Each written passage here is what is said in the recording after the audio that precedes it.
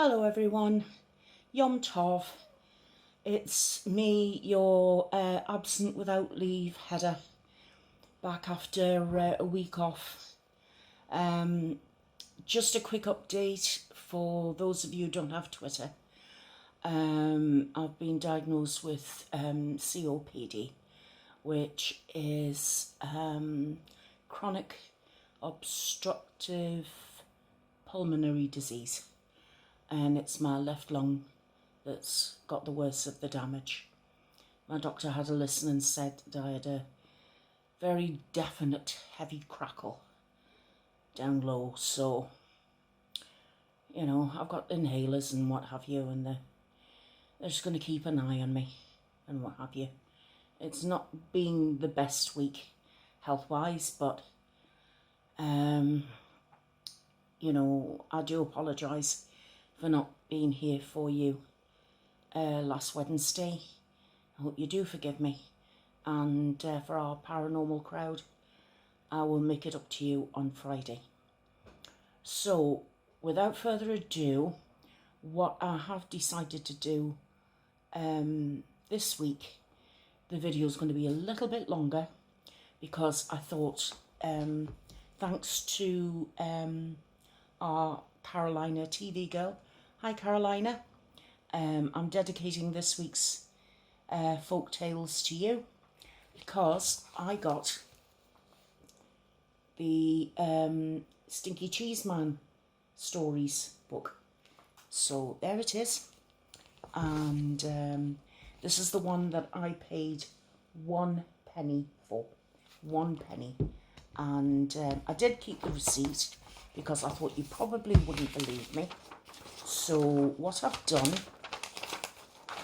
is, it's quite difficult to see actually, but I'll hold it up as best as I can so that you can see all I paid for it. Okay, so that will show you. That was all I paid for it. 1 penny. Wow, you know, a lot. So, was it? Yes, it was 1 penny, that's right. So, and then after that, once I've finished reading this, because it's not a very thick book, and the writing's, you know, it's pretty large. I'm going to try and get this through this one, and then I'm going to see what I can read for you from Beedle the Bard. What's very, very important, guys, is if you please let me know in the comments if there are any stories that you would like me to read to you. Now, I know our Rhea Snakespeare asked me for, I think it was Snow White and Rose Red. It's a different take on the Snow White story. So if any of you are in agreement with that, then I'll do that next week. If any of you have got any other stories you'd like me to read, so I can read you 2 stories, please tell me. If you can let me know as soon as possible, and then I can read up on them, choose the right one, and then read that out for you next week. You know, all being well. What do you think of the sparkly nails this week? Do you like them? I quite like them. You know, sometimes it's really quite hard trying to do, you know, little bits on your eyes with talons this long. Just as long as I don't poke my eyes out in the process. I've got enough going on without anything else. And, you know, I'll tell you what, the hair was much better after I saw you last week, because it had only just been done. Of course, now, after washing it, it's a bit like the ex-husband. Never could anything do with him. I never could do anything with him, and I can't do anything with his hair either. Nothing new there then, guys. So, without further ado, I'm going to start reading you from this book, The Stinky Cheese Man and Other Fairly Stupid Tales. Are you sitting comfortably? Then we'll begin.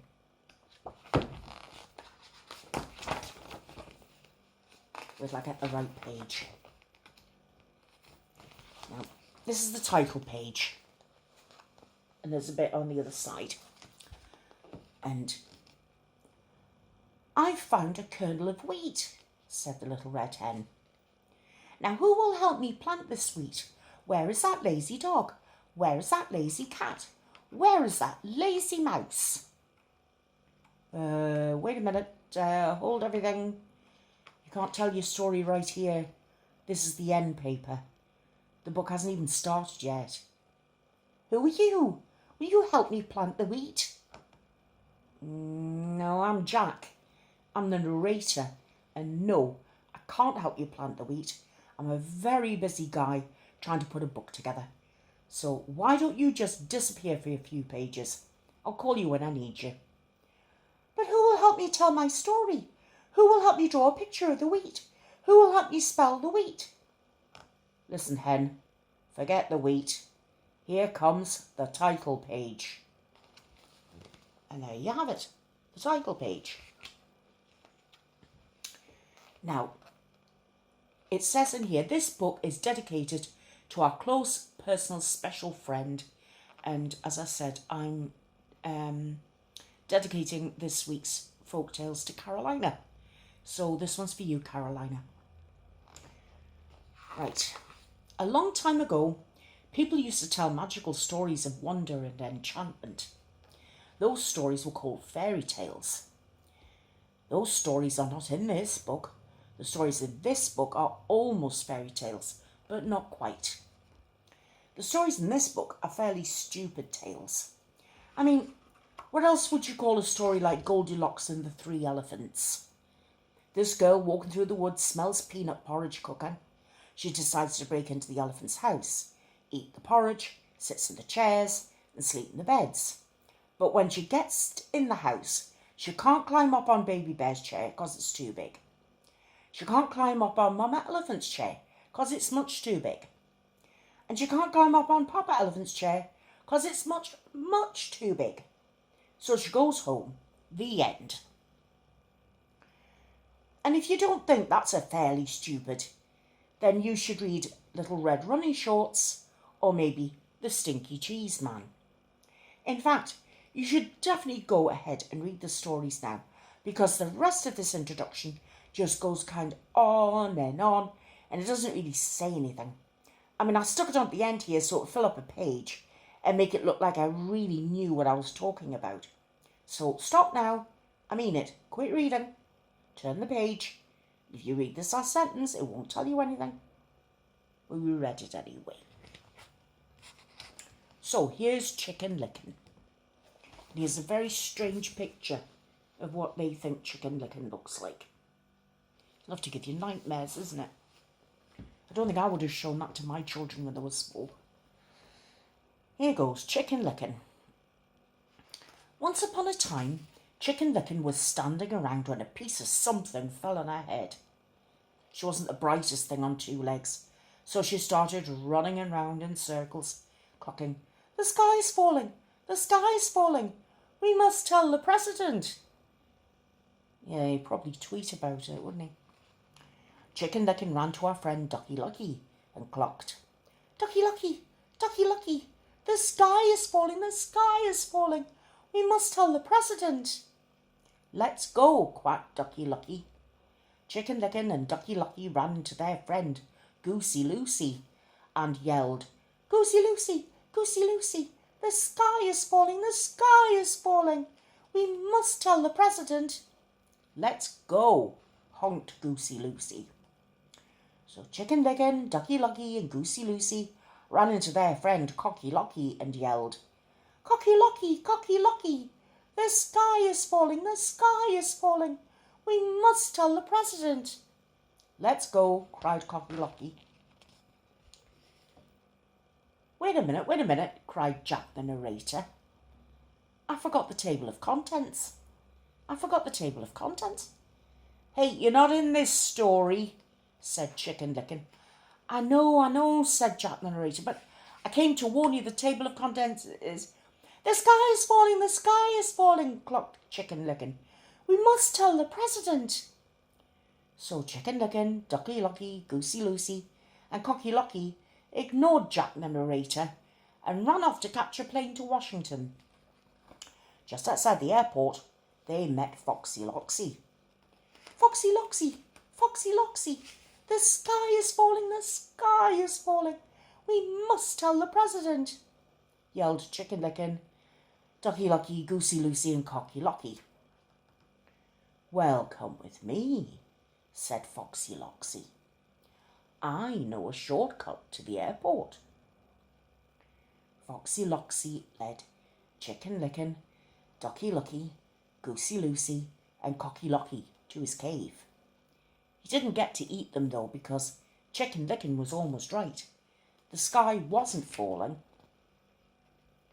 The table of contents was, and it fell and squished everybody. The end. See, I did say it was a bit of a silly story. Your next story is The Princess and the Bowling Ball. Once upon a time, there was a prince, and this prince's dad and mum, the king and queen, somehow got it into their royal heads that no princess would be good enough for their boy unless she could feel a pea through 100 mattresses.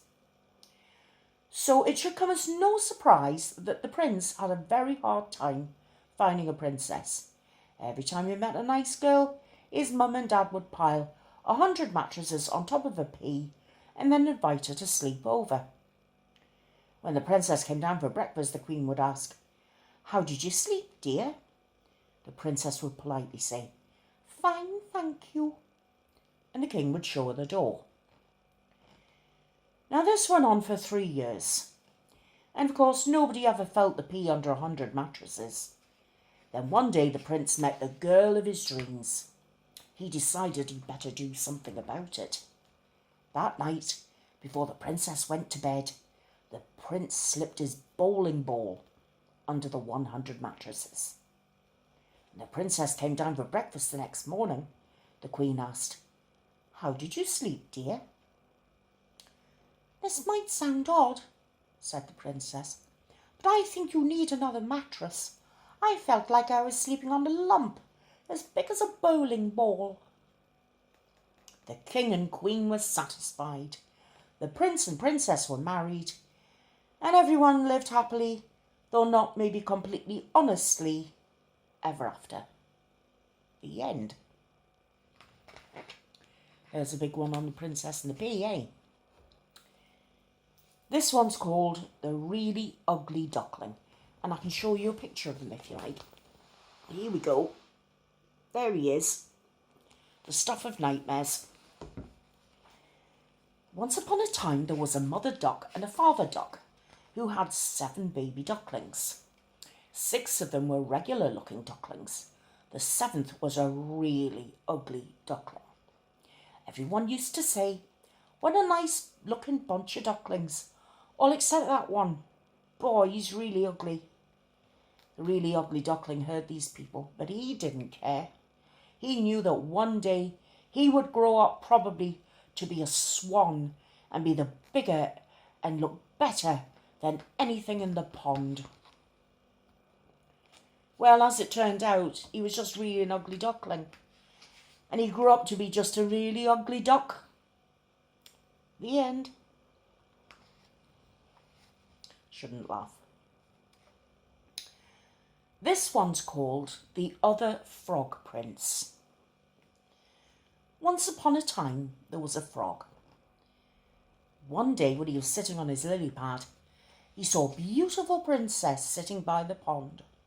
He hopped in the water, swam over to her, and poked his head out of the weeds. "Pardon me, O princess," he said in his most sad and pathetic voice. "I wonder if you could help me." The princess was about to jump up and run, but she felt sorry for the frog with his sad and pathetic voice. So she asked, "What can I do to help you, little frog?"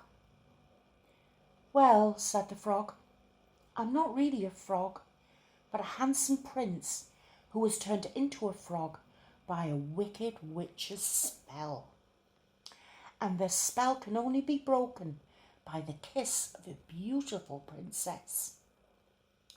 The princess thought about this for a second, then lifted the frog from the pond and kissed him. "I was just kidding," said the frog.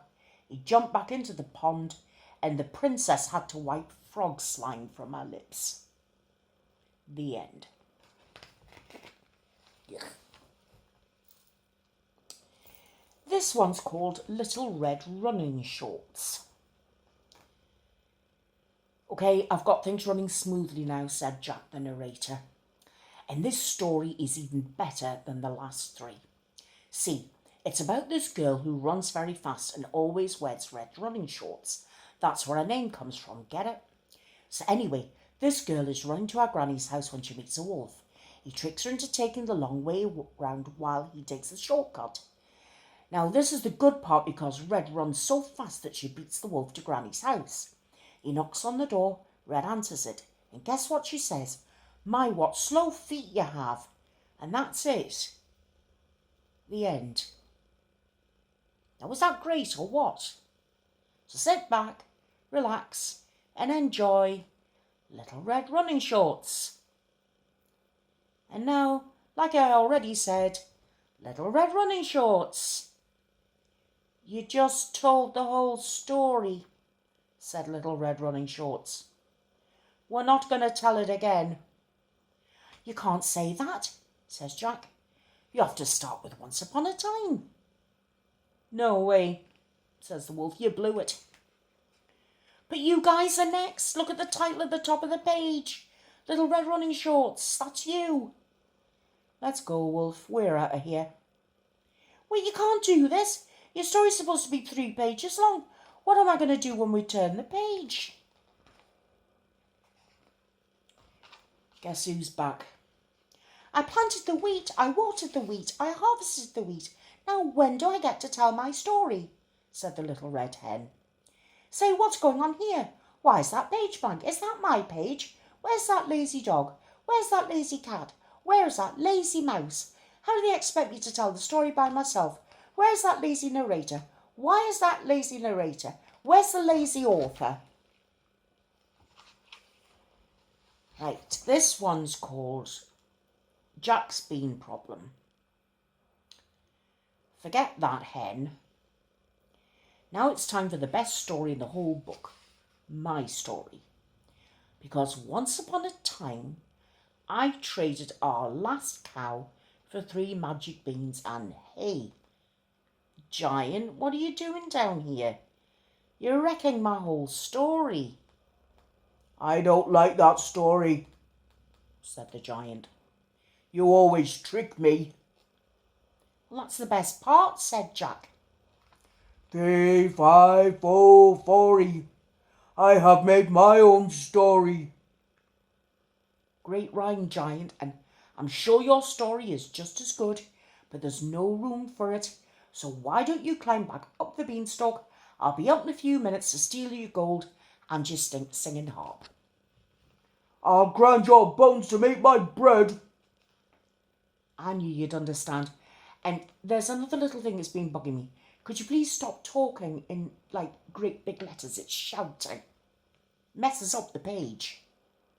I will read my story now, said the giant. And he did. And here's the giant's story.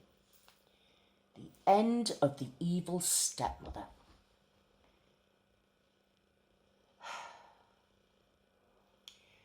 Said, I'll huff and snuff and give you 3 wishes. The beast changed into 7 dwarves, happily ever after, for a spell had been cast by a wicked witch once upon a time. That's your story, said Jack. You've got to be kidding. That's not a fairly stupid tale. That's an incredibly stupid tale. That's an unbelievably stupid tale. That's the most stupid tale I ever... The giant grabbed Jack and dragged him over the page. Jack's story. Once upon a time, there was a giant. The giant squeezed Jack and said, Tell me a better story. I will grind your bones to make my bread. And when your story's finished, I'll grind your bones to make my bread anyway. Ho, ho, ho. The giant laughed an ugly laugh. Jack thought, You'll kill me if I do. He'll kill me if I don't. There's only one way to get out of this. Jack cleared his throat and then began his story. Once upon a time there was a giant. The giant squeezed Jack and said, "Tell me a better story, I'll graduate." You know, it just goes on and on and on and on like that. Literally repeating the same story over and over until the print is so tiny, I don't even think a mouse could read it. Well, they did say it was a book of incredibly stupid tales, and they were absolutely right. Right, here's another story called Cinderumpelstiltskin, or The Girl Who Really Blew It. Once upon a time, there was a beautiful girl named Cinderella who lived with her wicked stepmother and 2 ugly stepsisters. These step-relatives were not only wicked and ugly, they also made Cinderella clean the house every day. One day, the local prince announced that he was holding a fantabulous ball at his castle. Everyone was invited. The stepmother and the stepsisters got all dressed up to go. But as usual, they made Cinderella clean the house, so she didn't have time to get ready. And after the stepmother and the stepsisters left for the ball, Cinderella sat down and began to cry. Just then, a little man appeared. "Please don't cry," he said. "I can help you spin straw into gold." "I don't think that'll do me much good," said Cinderella. "I need a fancy dress, glass slippers and a coach." "Would you like to try and guess my name?" said the clever little man. Cinderella looked at him. "No, not really." "Come on. Do you think it's Chester?" "If you don't have a dress, it really doesn't matter." "I'll just guess my name, any name." "I'm not supposed to talk to strangers," said Cinderella. Then she closed the door and left the little man standing outside screaming, "Rumpelstiltskin, Rumpelstiltskin, Rumpelstiltskin!" When the stepmother and the stepsisters got home from the ball, Cinderella told them about the strange little man. They still made her clean the house, and meaner still, they changed her name to Cinderumpelstiltskin. The end.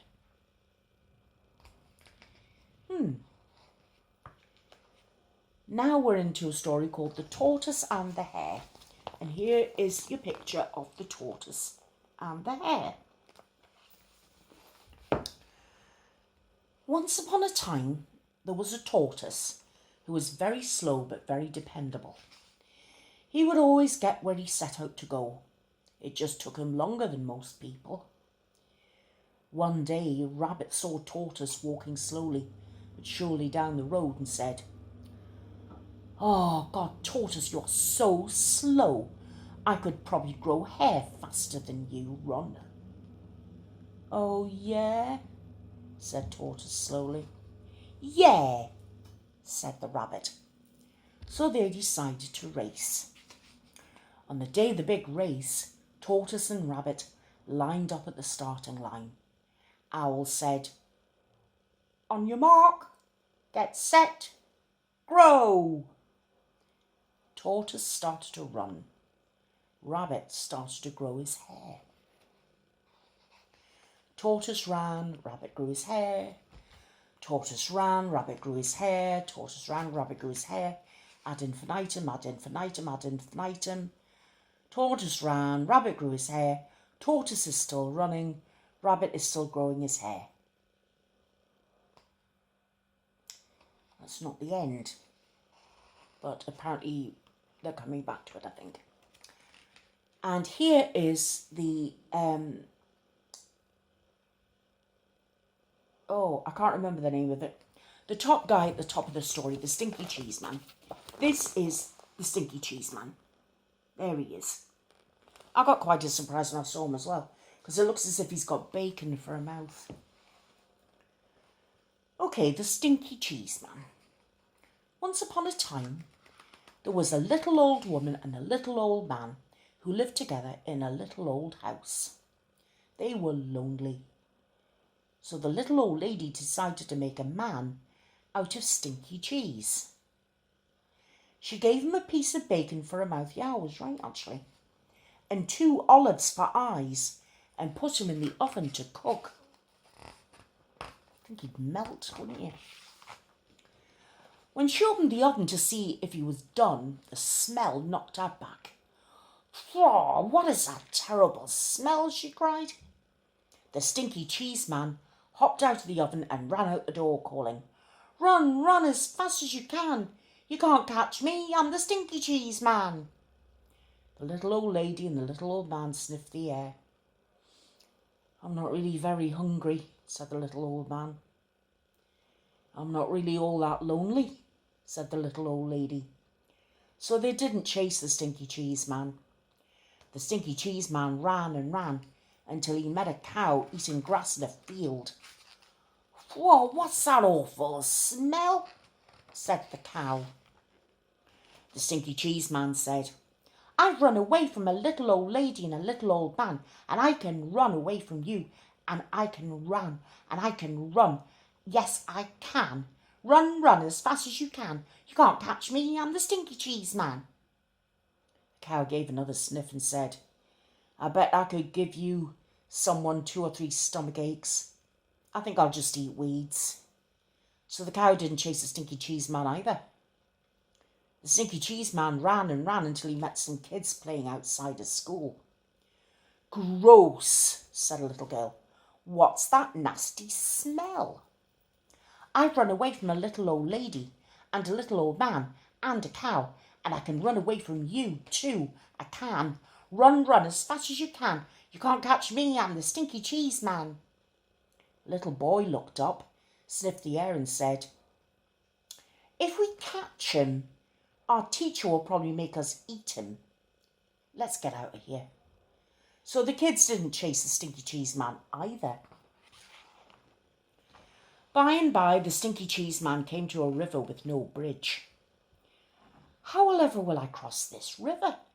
It's too big to jump, and if I tried to swim across, I'd probably fall apart," said you-know-who. Just then, the sly fox, who always shows up in a lot of stories like these, I mean, let's face it, he does, poked his head out of the bushes. "Why, hop on my back and I'll carry you across, Stinky Cheese Man." "How do I know you won't eat me?" "Trust me," said the fox. So the Stinky Cheese Man hopped on the fox's back. The fox swam to the middle of the river and said, "Oh man, what is that funky smell?" The fox coughed, gagged and sneezed, and the Stinky Cheese Man flew off his back and into the river, where he fell apart. The end. Right, so I believe, this is, the little red hen wants to finish the book for us. And she said, "I found the wheat, I planted the wheat, I grew the wheat, I harvested the wheat, I ground the wheat, I made the dough, I baked the bread," said the little red hen. "And did anyone help me?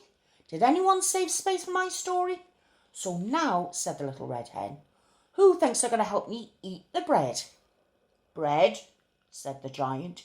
"Eat," said the giant. The end. And that was the end of the Stinky Cheese Man. I don't know what I thought about that, to be honest. It was incredibly silly. The nearest thing that comes to it, I don't know if any of you remember Fungus the Bogeyman. Well, I remember buying that book. Oh my God. Got to be in the 80s. Fungus the Bogeyman. And I remember my daughter particularly liked it when she was small.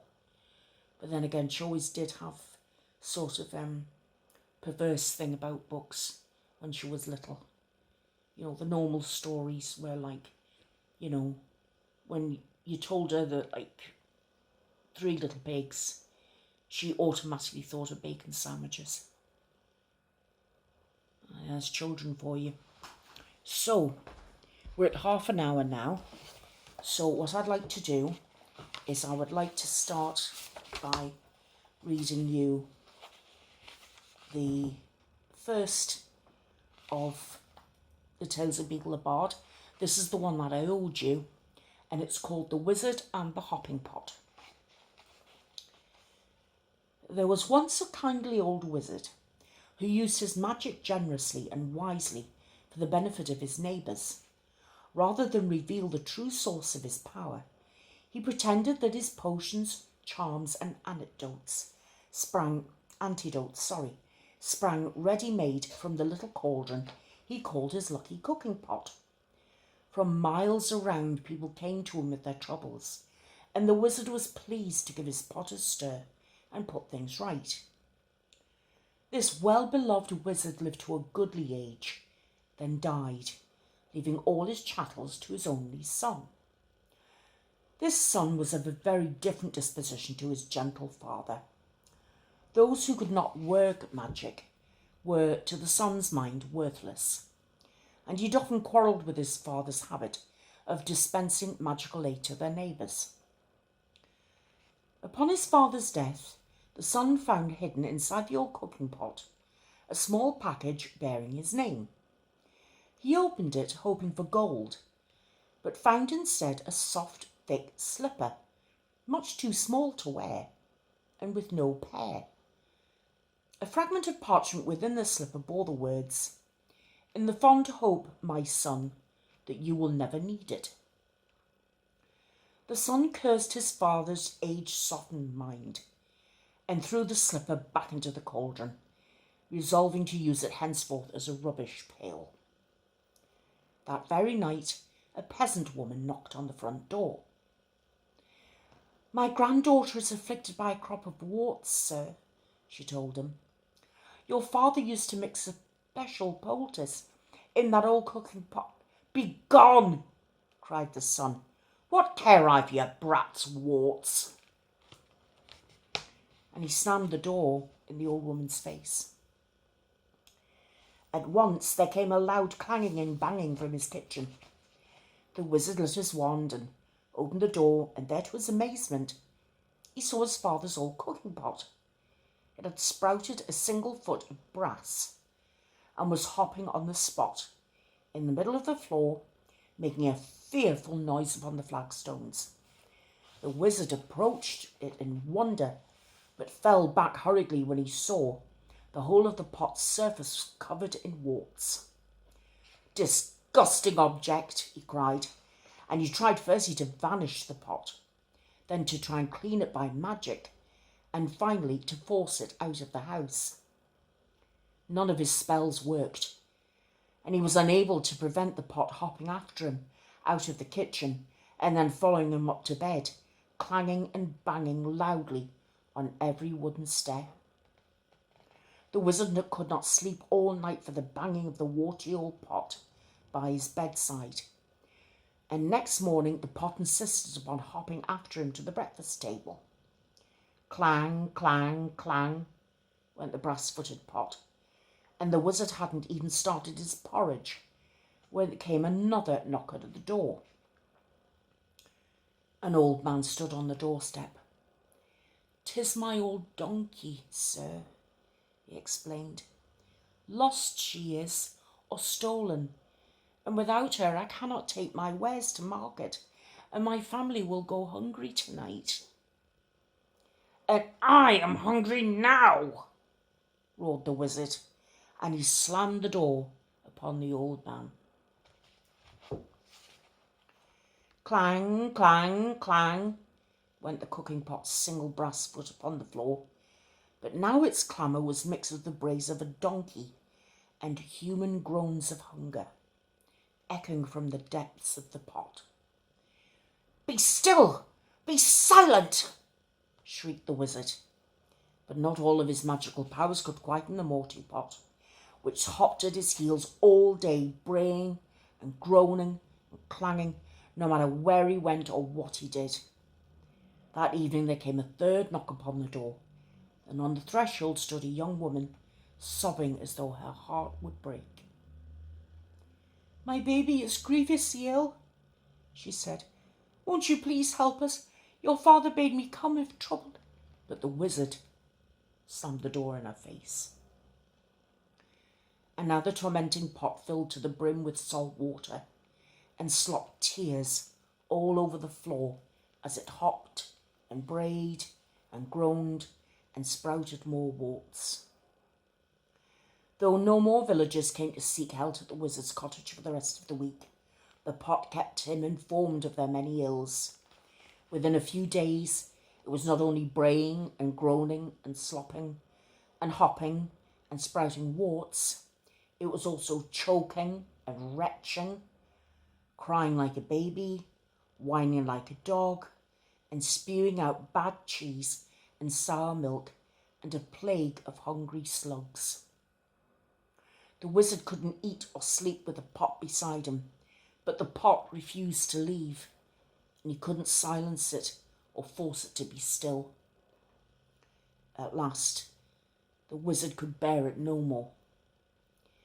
"Bring me all your problems, all your troubles and your woes," he screamed, fleeing into the night, with the pot hopping behind him along the road into the village.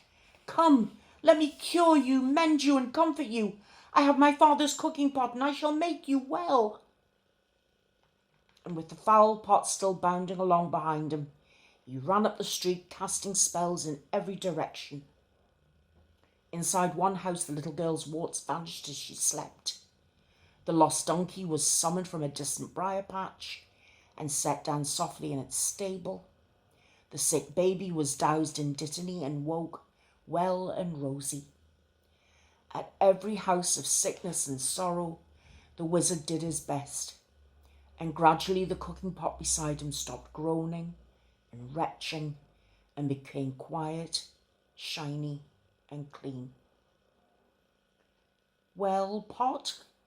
asked the trembling wizard as the sun began to rise. The pot burped out a single slipper he had thrown into it and permitted him to fit it on the brass foot. Together they set off back to the wizard's house, the pot's footstep muffled at last. But from that day forward, the wizard helped the villagers like his father before him, lest the pot cast off its slipper and began to hop once more. I think that was a nice story.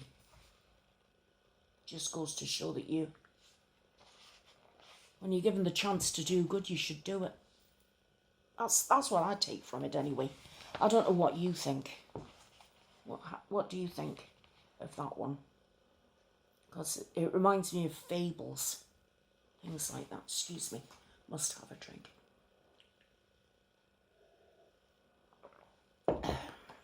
Now, I've got enough breath for one more story.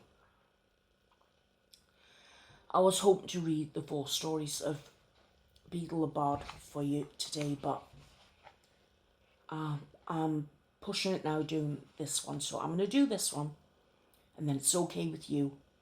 I'll leave the next 2 stories for another time. This one's called The Fountain of Fair Fortune. Are you sitting comfortably and comfortably as well? Then I hope you enjoy it. High on a hill in an enchanted garden, enclosed by tall walls and protected by strong magic, flowed the Fountain of Fair Fortune. Once a year, between the hours of sunrise and sunset, on the longest day, a single unfortunate was given the chance to fight their way to the fountain, bathe in its waters, and receive fair fortune for evermore. On the appointed day, hundreds of people travelled from all over the kingdom to reach the garden walls before dawn. Male and female, rich and poor, young and old, of magical means and without, they gathered in the darkness, each hoping that they would be the one to gain entrance to the garden. 3 witches, each with her burden of woe, met on the outskirts of the crowd and told one another their sorrows as they waited for sunrise. The first, by name of Asha, was sick of a malady that no healer could cure. She hoped that the fountain would banish her symptoms and grant her a long and happy life. The second, by name Altheda, had been robbed of her home, her gold, and her wand by an evil sorcerer. She hoped that the fountain might relieve her of powerlessness and poverty. The third, by name Amata, had been deserted by a man whom she loved dearly, and she thought her heart would never mend. She hoped that the fountain would relieve her of her grief and longing. Pitying each other, the 3 women agreed that, should the chance befall them, they would unite and try and reach the fountain together. The sky was rent with the first ray of sun, and a chink in the wall opened. The crowd surged forward, each of them shrieking their claim for the fountain's benison. Creepers from the garden beyond snaked through the pressing mass and twisted themselves around the first witch, Asha. She grabbed the wrist of the second witch, Altheda, who seized tight upon the robes of the third witch, Amata. And Amata became caught upon the armour of a dismal-looking knight who was seated on a bone-thin horse. The creepers tugged the 3 witches through the chink in the wall, and the knight was dragged off his steed after them. The furious screams of the disappointed throng rose upon the morning air, then fell silent as the garden walls sealed once more. Asha and Altheda were angry with Amata, who had accidentally brought along the knight. "Only one can bathe in the fountain. It'll be one hard enough to decide which of it will be, without adding another." Now, Sir Luckless, as the knight was known in the land outside the walls, observed that these 3 witches, having no magic, nor any great skill at jousting or duelling with swords, nor anything that distinguished the non-magical man, was sure that he had no hope of beating the 3 women to the fountain. He therefore declared his intention of withdrawing outside the walls again. At this, Amata became angry too. "Faint heart," she chided him, "draw your sword, knight, and help us reach our goal." And so the 3 witches and the forlorn knight ventured forth into the enchanted garden, where rare herbs, fruit and flowers grew in abundance on either side of the sunlit paths. They met no obstacle until they reached the foot of the hill on which the fountain stood. There, however, wrapped around the base of the hill, was a monstrous white worm, bloated and blind. At their approach, it turned a foul face upon them and uttered the following words: "Pay me the proof of your pain." Sir Luckless drew his sword and attempted to kill the beast, but his blade snapped. Then Altheda cast rocks at the worm, while Asha and Amata essayed every spell that might subdue or entrance it. But the power of their wands was no more effective than their friend's stone or the knight's steel. The worm would not let them pass. The sun rose higher and higher in the sky, and Asha, despairing, began to weep. Then the great worm placed its face upon hers and drank the tears from her cheeks. Its thirst assuaged, the worm slithered aside and vanished into a hole in the ground. Rejoicing at the worm's disappearance, the 3 witches and the knight began to climb the hill, sure that they would reach the fountain before noon. Halfway up the steep slope, however, they came across the words cut into the ground before them: Pay me the fruit of your labours. Sir Luckless took out his only coin and placed it upon the grassy hillside, but it rolled away and was lost. The three witches and the knight continued to climb, but although they walked for hours more, they advanced not a step. The summit came no nearer, and still the inscription lay on the earth before them. All were discouraged as the sun rose over their heads and began to sink towards the far horizon.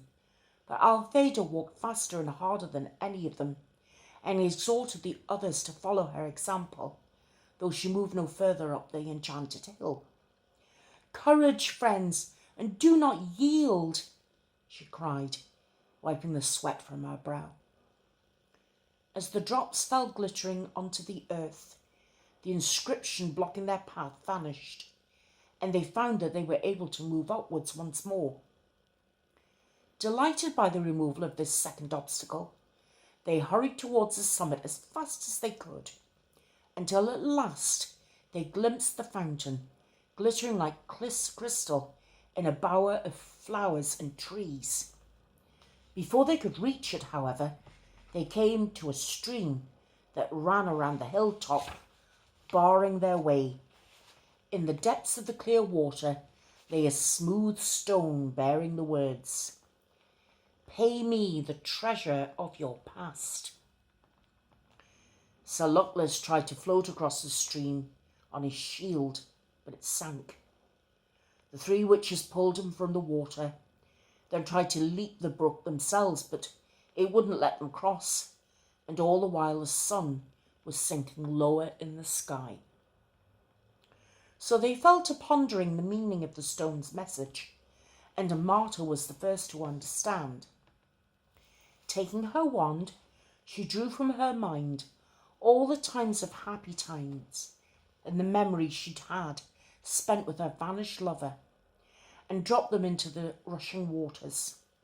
The stream swept them away, and stepping stones appeared, and the three witches and the knight were able to pass at last onto the summit of the hill. The fountain shimmered before them, set amidst herbs and flowers rarer and more beautiful than any they had yet seen. The sky burned ruby, and it was time to decide which of them would bathe.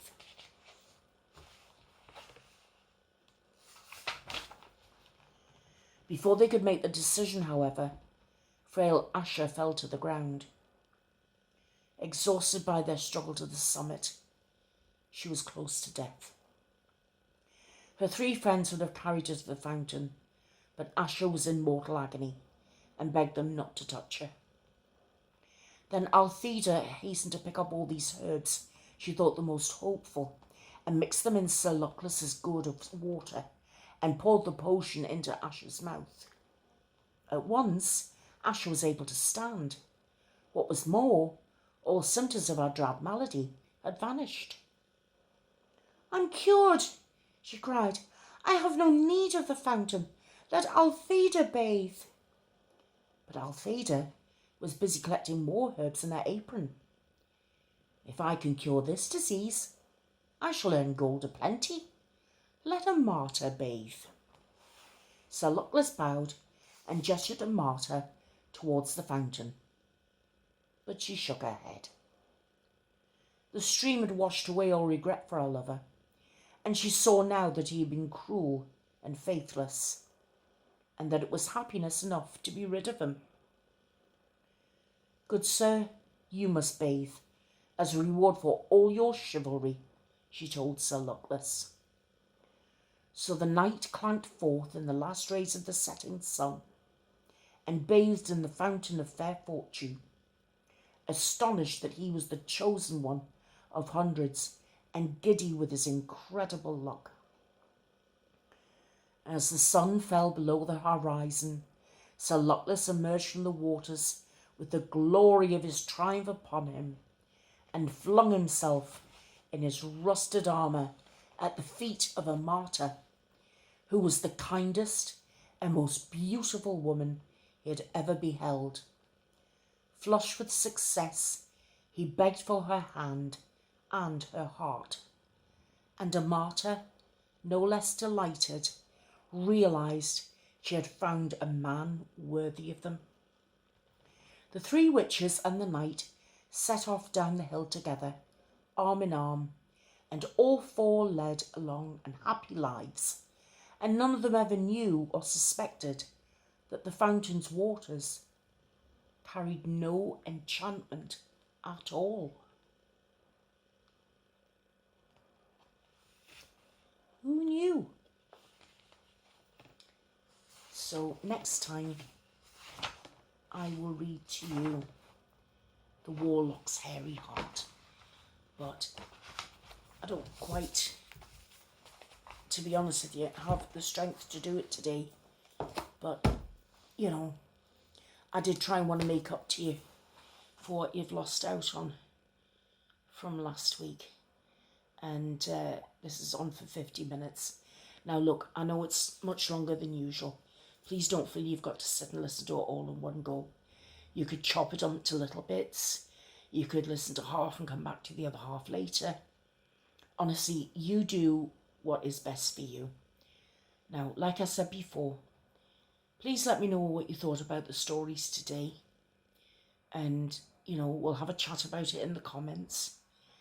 And please let me know if there are any particular stories that you want for next week. And if you let me know as soon as you can, then it's the sooner I can start researching into them and finding the best one of the bunch to read out to you. Because don't forget, you guys lead me. It's always been that way and it always will be that way. You tell me what you want, and if I can do it, I'll do it. So on that happy note, guys, I'm going to go and have a cup of tea. And I wish you, wherever you are in the world, a very happy morning, afternoon, or good night. And all being well, to my paranormal crew, I will see you on Friday, where I will be reading not one, but 2 episodes of Cerber together, which I think you deserve, and any other story that I can find. So probably Friday night will be a little bit longer. So if any of you are listening now, hopefully I can make up to you on Friday. But in the meantime, like I said, all being well, I will see you all on Monday. And then we'll try and get back into the swing of things like we were before. Because I've been going 11 weeks without a break. So I was doing pretty well. But as you get older, you never know how your health's going to turn. But anyway, take care, guys. And I love you all. And I'll see you in the next one. Bye-bye for now. Bye-bye.